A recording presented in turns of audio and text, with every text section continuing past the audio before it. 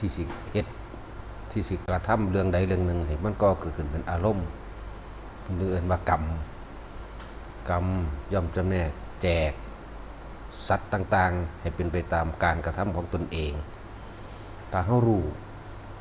ถ้าคนอยู่ในนี่ฮู้ความจริงทั้งเบิดว่าผู้นี้ไปตกนรกแบบนี้ผู้นี้เป็นเปรตวิสัยแบบนี้ผู้นี้เป็นเดรัจฉานแบบนี้ผู้นี้พวกนี้ไปกำเนิดที่เป็นเดรัจฉานสังเสชะที่เคลื่อนตัวง่ายซ่าบ่มีหูบ่มีตามีแต่ความสัมผัสรู้สึกตะเก็บตะปวดซื่อๆจังซี่ถ้าเฮาฮู้จังซี่เสมอกันสิบ่มีผู้ใดกล้าเฮ็ดหยังสิมีแต่คนสร้างแต่ความดีมันเป็นเพราะว่าเฮาบ่รู้นั่นแหละ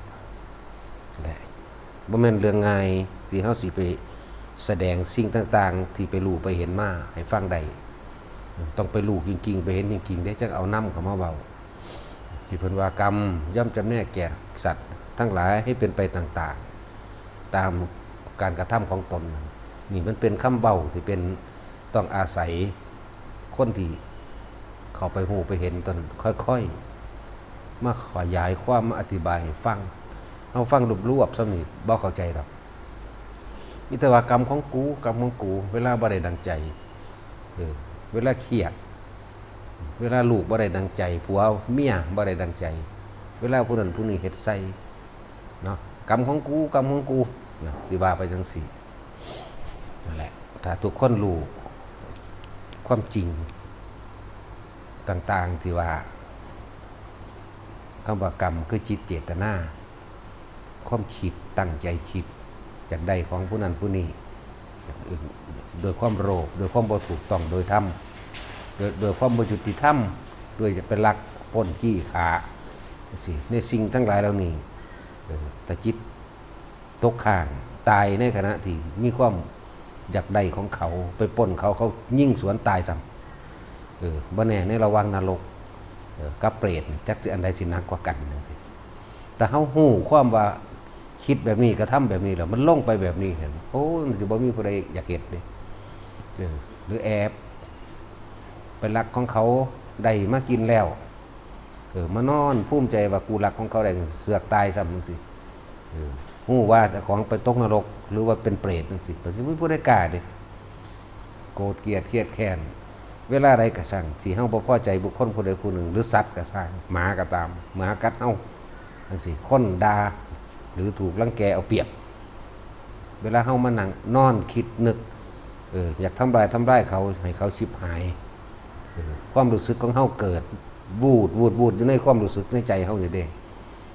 พอดีหัวใจวายตายตอนนั้นนรกเด้แต่เฮาฮู้แบบนี้เฮาสิบ่อยากนำเรื่องต่างๆเหล่านี้มาคิดมาปฏิฆาอาฆาตบาดหมางกันเด้แต่เฮาฮู้ผลของการกระทำของเฮาเองว่าจิตสุดท้ายก่อนตายเป็นแบบนี้ความคิดสุดท้ายและคิดสุดท้ายก็ดีความคิดสุดท้ายอารมณ์สุดท้ายเกิดเลยเด้อความคิดเป็นเหตุให้ก็เกิดอารมณ์นั่นคือภพนิรยคติภพเปรตจังซี่สัตว์เดรัจฉานแบบนี้เนี่ยบอกเป็นทั้งต่ำเพราะว่าคนส่วนมากคิดแต่ต่ำ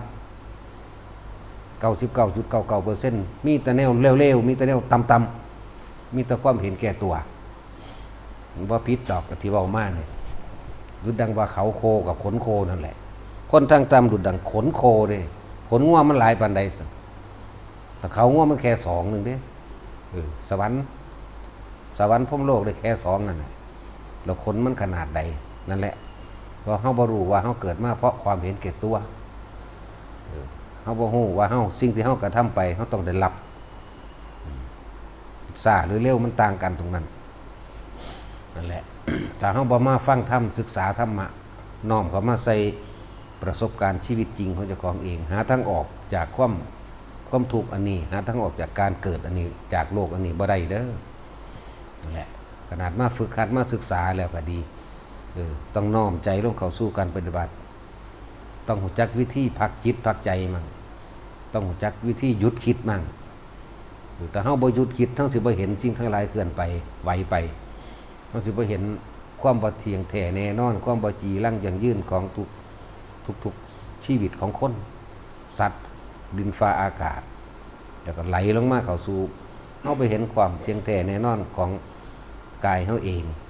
ใจเฮาเองความคิดเฮาเองสิบ่เห็นเด้ถ้าเฮาบ่มาทำความสงบซะก่อน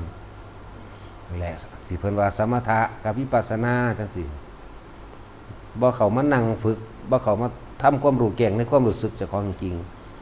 บ่รู้เอาไปเว้ากันซื่อๆเว้ากันเดาๆนั่นแหละถึงว่าพากันมาฝึกคนเฮาบ่หยุดคิดจักเทื่อเข้าใจว่าตัวเองเป็นคนมีปัญญาเป็นบ้าเด้เป็นบ้าหาบ้าปรุงบ้าแต่งอยู่หั่นแหละบ่รู้จักหยุดจักหย่อนบ้าพบบ้าศาสตร์อยู่หั่นเวียนว่ายตายเกิดบ่จักหม้องจบสิเชื่อหรือบ่เชื่อก็สร้างแต่ว่ามันต้องเป็นของมันเป็นแบบนั้นความจริงกับความเชื่อมันสิต่างกันนั่นแหละรู้จักมาภาวนาแปลว่าทำความสงบให้เกิดขึ้นมาพัฒนาตัวเองมาทำความสงบให้เกิดขึ้นในตัวเองให้มันเห็นความรู้สึกตัวเองจึงเรียกว่าภาวนาใจที่สงบนิ่งเป็นหนึ่งเป็นอารมณ์เดียวนี่เรียกว่าภาวนาแต่มันสงบนิ่งได้มีเครื่องอยู่เป็นแล้วมันจังสิเห็นต่างๆในความบ่จีรังอย่างยืนแต่ก็ต้องอาศัยเพิ่นอธิบายส่วนมากเห็นโดยลำพังตนเองเห็นยากบ่รู้จักว่าเห็นหยังเป็นหยังแบบใดนั่นแหละเห็นอนิจจังเห็นทุกขังเห็นอนัตตาจังสิก็เป็นคำเว้าถ้าเพิ่นบ่จี้ใส่ให้ความคิดเฮาเที่ยงบ่ความคิดเฮาคิดแซ่อยู่เรื่องเดียวแม่นบ่ได้บ่แม่นนี่เพิ่นจี้ให้จังซี่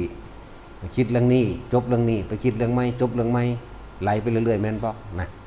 เฮ็ดจังได๋สิหยุดคิดหยุดเกิดได้นะความคิดจิตคิดจิตเกิดจิตไม่คิดจิตไม่เกิดจังซี่ก็เป็นคำเว้าเป็นแนวทางเป็นมรรควิถี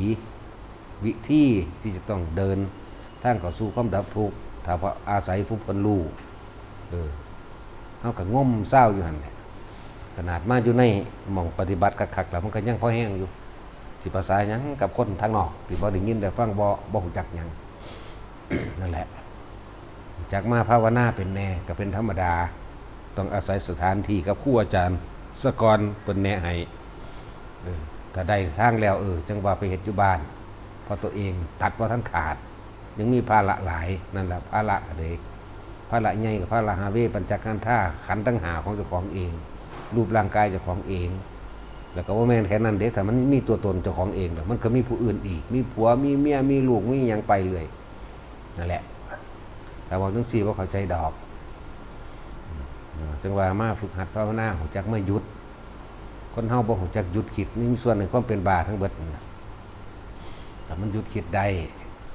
ต้องตั้งมันได้แล้วจังสิคอยเห็นความเคลื่อนไหวของทุกสรรพสิ่งดอกตะกี้เฮามีแต่คิดไปน้ำมัน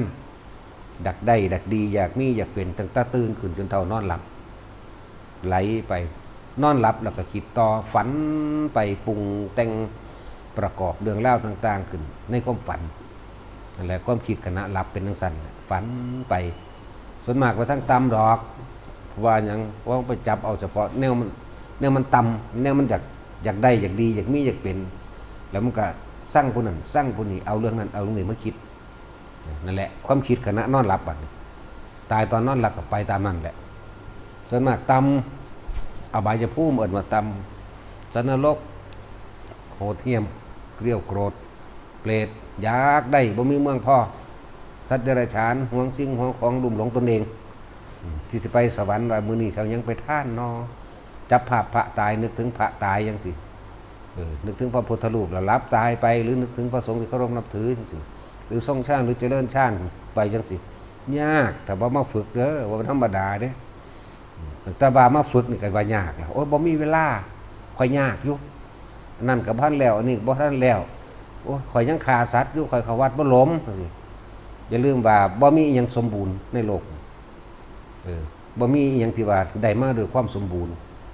ได้มาด้วยความพร้อมสมบูรณ์บริบูรณ์บ่มีนี่แต่ได้มาด้วยความทุลักทุเลอัตคัดขัดสนบ่มีหยังสมบูรณ์เด้อนั่นแหละแย่งมันมากระชากมันมาตัวว่าความเคยชินในความใดดีมีเป็นนะความคิดกระชากออกมานั่นแหละจังบอกว่าเพิ่นก็บ่ได้สำเร็จด้วยความสมบูรณ์จากองค์อันนี้แล้วเบิดจังไปบวชบ่มีทางมีแต่กระชากออกมาเลยจังซั่นแหละพอ